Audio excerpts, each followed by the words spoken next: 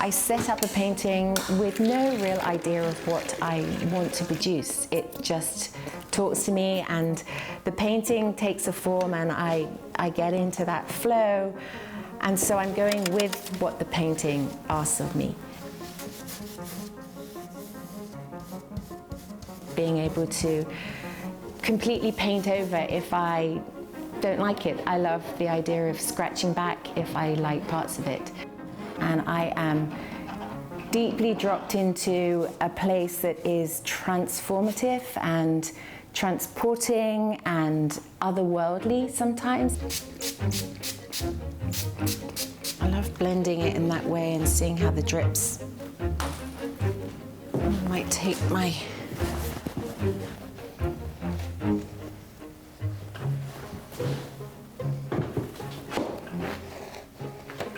The beautiful thing about this type of art is surrendering to the process.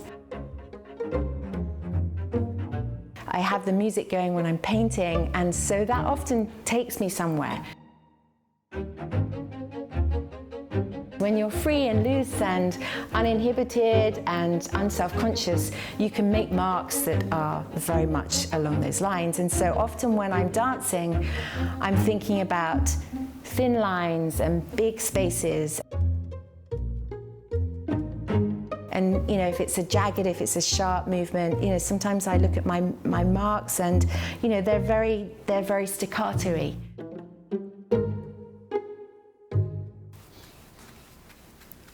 Part of this painting process is such a lovely metaphor for life, because I can be totally bold and paint over stuff that I just am not interested in, and pull out and highlight aspects that I really do like, and then go back in and scrape into the piece some history.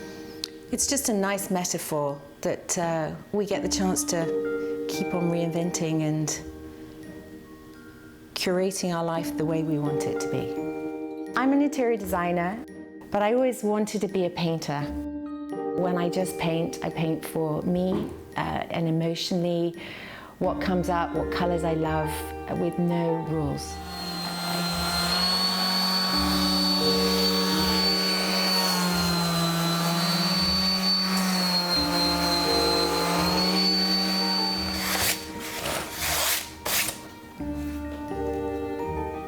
I really love to see it in a setting. I love to see it working complementary with an interior. I love to see it working in complete contrast to an interior that might be very monochrome and having a very bright painting. I love what art can do to change and evoke an emotion.